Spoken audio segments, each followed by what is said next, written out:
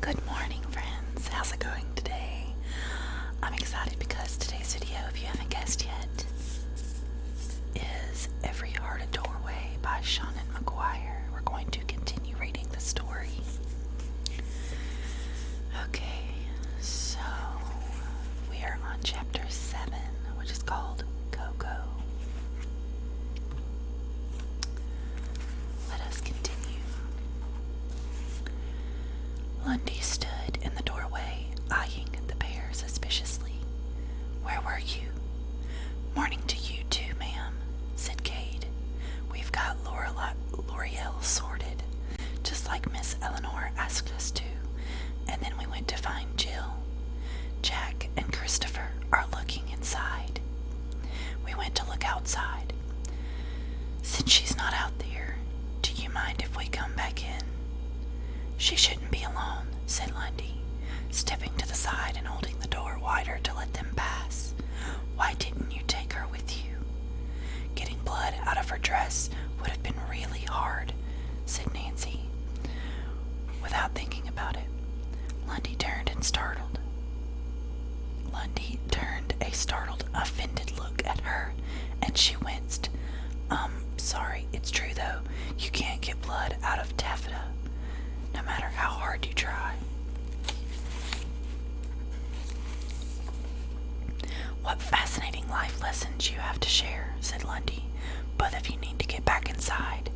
It's not safe out here." Her eyes stayed on Nancy, cold and judgmental. Nancy shivered, trying not to let her unhappiness show. Her hand still bore down involuntarily on Cade's arm, tightening. "All right," she said. "We'll see you at lunch." They walked past Lundy, past the gleaming chandelier and its dusting of frozen tears, and up the stairway to the attic. Only when they were standing outside the door did Nancy allow her fingers to unclench and the shaking that had been threatening to overwhelm her to take over.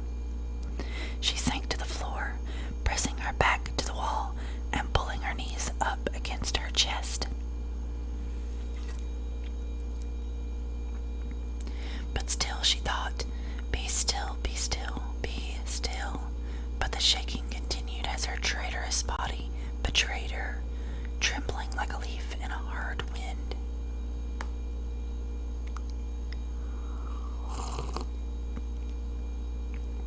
See my cute class. "Nancy," Cade sounded alarmed. He knelt next to her, putting his hand on her shoulder. "Nancy, what's wrong? Are you all right?" "She thinks I did it." Her voice came out thin and needy, but audible. She drew in a deep breath, forced her head away from her knees, and looked at Cade as she said, "Lundy thinks I did it. She thinks I'm the one who killed Sumi and L'Oreal. I come from a world full of ghosts. I'm closer to Jack and Jill than I am anyone else here, and they've been here forever without killing anybody. But I show up, and people start dropping dead. Suspecting the new girl only makes sense. When the new girl doesn't mind helping with the bodies, it becomes almost too easy. She thinks I did it because something else would be complicated and hard. Lundy thinks in stories," said Cade, rubbing Nancy's back smoothingly. "She spent too long in the Goblin Market before she made her bargain. She has stories in her blood. You're right about being the most logical suspect, new girl. No strong ties came from the underworld. You're probably right about Lundy suspecting you. But you're wrong if you think that Eleanor will let her hurt you. Eleanor knows you didn't do it, just like I do. Now come on, I have a hot plate and a teapot in the attic. I can make you something hot to drink, soothe your nerve." "Actually, I already made cocoa," said Jack, opening the door and poking her head out. "Did you find my sister?"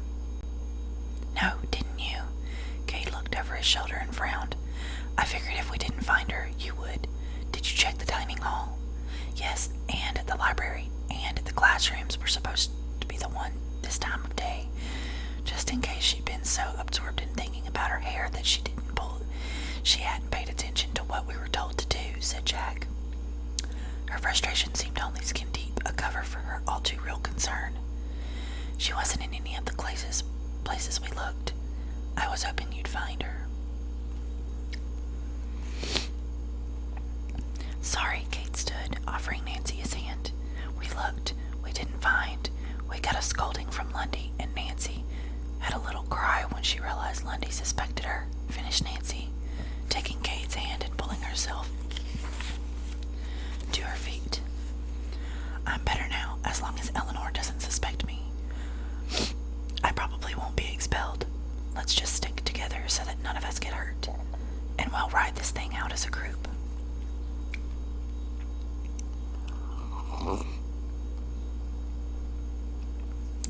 Said Jack, looking wistful. I have been part of a group since we left our old school. Now come on. Like I said, I made hot chocolate, and Christopher will drink it all if we leave him alone too long. I heard that, called Christopher. Jack snorted and withdrew into the attic. Kate shot Nancy a worried look, since she answered with a smile and a reassuring squeeze of his hand before she let go and stepped into the attic ahead of him. As promised, the air smelled like hot chocolate. Christopher was sitting on one of the heaps of books, a mustache of whipped cream on his lip, and a mug cupped in his hands. Jack was at the hot plate, fixing 3 more mugs. Cade raised an eyebrow. Where did you find the whipped cream? He asked. I had milk. I had science, said Jack. It's amazing how much of culinary achievement can be summarized by that sentence. Cheese making, for example, the perfect intersection of milk, science, and foolish disregard for the laws of nature. How did the laws of nature come into this? Asked Nancy, walking over to claim one of the mugs. The smell was alluring. She took a sip and her eyes widened. This tastes like pomegranate, I know, said Jack. Yours was made with pomegranate molasses. Christopher's has a pinch of cinnamon, and Kate's contains clotted cream fudge, which I stole from Miss Eleanor's private supply. She'll never notice. She has the stuff shipped over from England by the pound, and her next delivery is due in 3 days. What's in yours? Asked Nancy. Jack smiled, holding her mug up to a silent toast. 3 drops of warm saline solution and a pinch of wolfsbane. Not enough to be dangerous to me. I'm human, despite what Angela might say in the contrary, but enough to make it taste like tears and like the way the wind smells when it sweeps along the moor at midnight. If I knew the taste of the sound of screaming, I'd add that as well. Never drink anything again as long as I chance to live. Christopher swallowed a mouthful of cocoa, shook his head and said, You know, sometimes I almost forget how creepy you are, and then you go and say something like that. It's best if you remember my nature at all times, said Jack, and offered Kate his mug. Thank you, he said, taking it from her and wrapping his long fingers around it.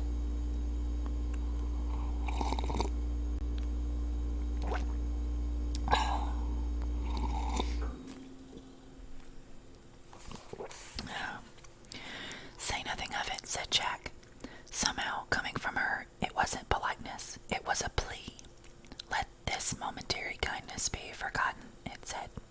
Don't let it linger. Let it be seen as a weakness. Outwardly, all she did was twitch one corner of her mouth in a transitionary smile. Then she turned, hands cupping her own mug, and moved to find a seat on the piles of books. Isn't this cozy? Cade returned to what seemed to be his customary perch,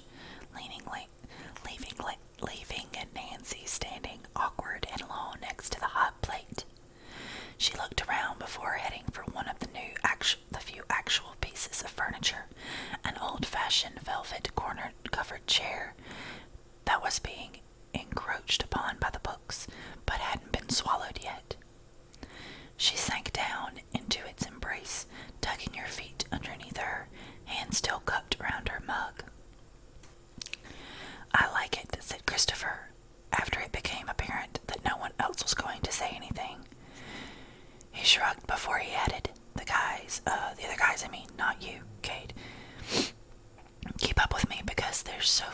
boys here, but they all went to sparkly worlds. They all sort of think where I went was weird, so I can't talk to them about it much. They start insulting the skeleton girl, and then I have to punch them in their stupid mouths until they stop. Not the best way to make friends." "No, I suppose not," said Jack. She looked down at her cocoa. "I had similar issues when I attempted to make friends with my fellow students. I gave up trying before Jill did. All they ever wanted to do was talk about how strange the Moors must have been, and how inferior of their own cotton candy wonderlands. Honestly, I don't blame them for thinking I could be a killer. I blame them for thinking I could have waited this long. And bonding just got creepy again.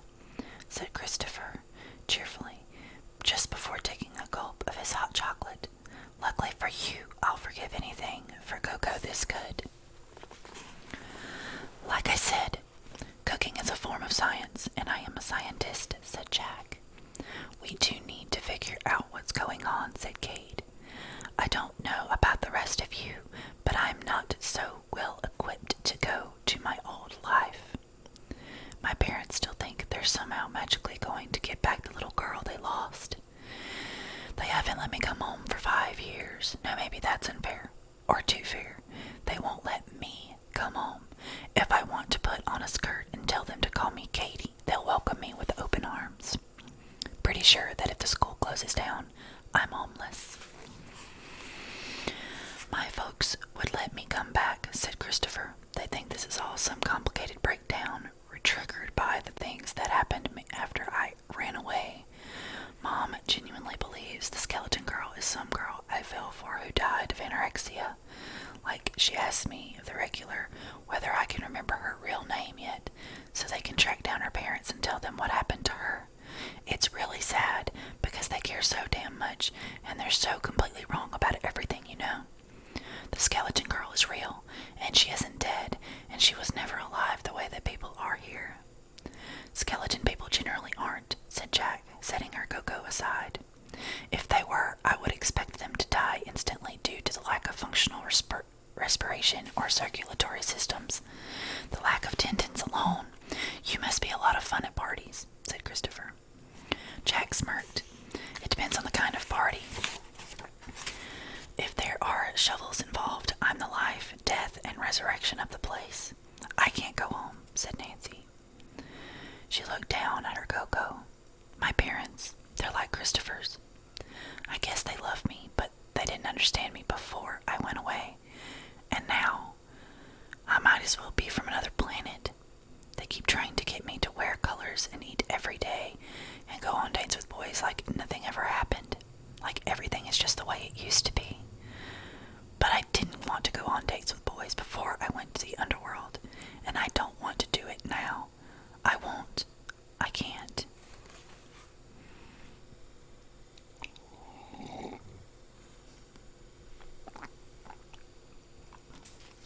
Cade looked a little hurt. "No one is going to make you do anything you don't want to do," he said, and his tone was stiff and wounded. Nancy shook her head. "That's not what I mean. I don't want to go on dates with girls either. I don't want to go on dates with anyone. People are pretty, sure, and I like to look at pretty things, but I don't want to go on a date with a painting." "Oh," said Cade, understanding replacing stiffness. He smiled a little. Nancy, glancing up from her cocoa, smiled back. "Well, looks like we all got good reason to keep this school open. We've got 2 deaths, Sumi and L'Oreal. What did they have in common?" "Nothing," said Christopher. "Sumi went to a mirror. L'Oreal went to a fairyland." High nonsense and high logic. They didn't hang out together. They didn't have friends in common. They didn't do anything of the same thing for fun. Sumi liked origami and making friendship bracelets. L'Oreal did puzzles and paint by numbers. They only overlapped in class and during meals, and I'm pretty sure they would have stopped doing that if they'd been able to. They weren't enemies, they were just disinterested. Nancy said something before Sumi.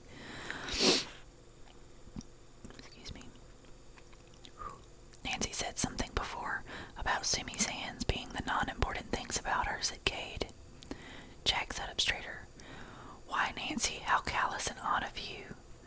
Nancy reddened. I'm sorry, I just thought, oh, that wasn't a complaint. It's just that usually if someone around here is going to be callous and odd, it's me. Jack frowned thoughtfully. You may be onto something there. Each of us has some attribute that attracted the attention of our door in the first place, some inherent point of sympathy that made it possible for us to be happy on the other side. It's an assumption, I know, built on seeing only the survivors. Maybe most of those who go through the doors never return, and so what we see is only ever the best case scenario. Either way, we need to have something to get us through the story alive, and for many people, the intangible something seems to have been concentrated on a certain part of the body. Like L'Oreal's eyes, said Cade. Jack nodded. Yes, or Nancy's incredible robust musculature. Don't look at me like that. You need very strong muscles to stand without collapsing for the sort of times you've described, or Angela's legs, or Seraphina's beauty. The girl's a rancid bucket of leeches on the inside, but she has a face that could move angels to murder. I've seen pictures from before she went traveling. She was always pretty. She was no Helen of Troy until she traveled. How have you seen pictures from before she went traveling? Asked Cade. I have the internet, and her Facebook password is the same as her cat, which she has a picture of above her bed. Jack snorted. I am a genius of infinite potential and highly limited patience. People shouldn't try me so.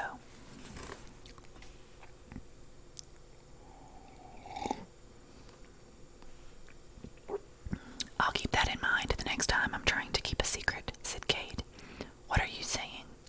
I'm saying that back when I worked for Dr. Bleak, sometimes he wanted me to gather things for him, said Jack. Only the best things would do, which was absolutely right and fair. He was a genius too, a greater genius than I can ever dream of being. So he'd say, I need 6 bats, and I would spend days with a net out on the moor catching the very best, biggest bats and bring them the finest specimens for his work. Or he might say, I need a golden carp without a single silver scale, and I'd spend a week by the river, netting fish after fish until I had something perfect. Those were the easy jobs. Other times he'd say, I need a perfect dog, but you're never going to find a perfect dog, so go out and find the parts I need. Head and haunches, tail and toes. I'd have to gather them wherever they are found and bring them back to him. Okay, first, that's gross, said Christopher. Second, that's humane. Third, what are you saying? That some mad scientist is trying to build a perfect girl out of the best parts of us? I'm the only mad scientist at this school, and I'm not killing people, said Jack. Apart from that, yes, I'm saying that sometimes murder isn't about the bodies or the dead. Those are things that are left behind. Sometimes murder is about what's missing. Excuse me. There was a knock at the attic door. Everyone jumped, even Jack. Coco slopped over the side of Nancy's cup. Jack sat up straight, putting her cup down and tensing like a snake getting ready to strike. Cade cleared his throat. Who is it? He called. Jill. The doorknob turned. The door swung open. Jill stepped inside. She looked curiously before announcing, I looked for you, and when I didn't find you, I decided to come here since it was the highest point in the house and the closest to the sun, which made it the least likely place for you to be. Now there you are, and here I am. Why did you run off and leave me alone for so long? I was disposing of the body, as I had been asked. Jack slid off her perch, straightening her vest with a quick tug, and said, Speaking of the body, the acid should be finished with L'Oreal's soft tissues at this point. Christopher, did you want to come help me with our bones? Sure, said Christopher, sounding bemused. He stood, setting his cocoa aside, and followed Jack out of the attic. Jill didn't say anything as her sister walked away and left her. She just turned a bright, guileless smile at Cade and asked, Is there any more of that cocoa? That was a short chapter. Okay, so now we're done with chapter 7. We still have, let's see how many left.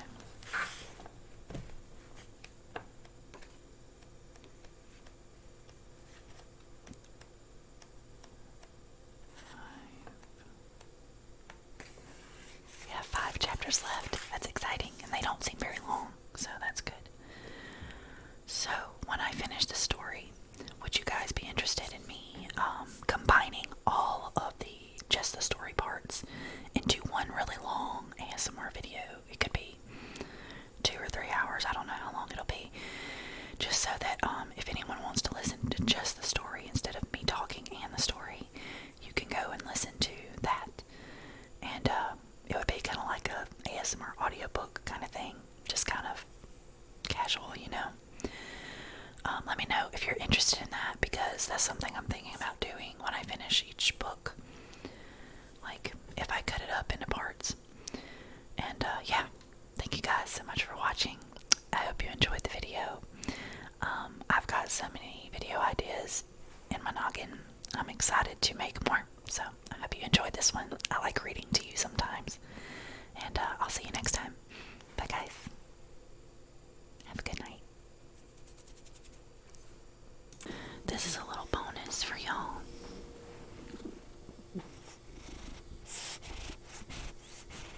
He's being really spoiled right now and needy while I'm editing, so I thought you might want to hear it. He would not leave me alone. He's a good boy. He's just hurt. Well, you stop purring now. Like, what the heck? Oh, now you're mad. Now you're mad. Oh. Y'all, he was being so sweet and purry a minute ago,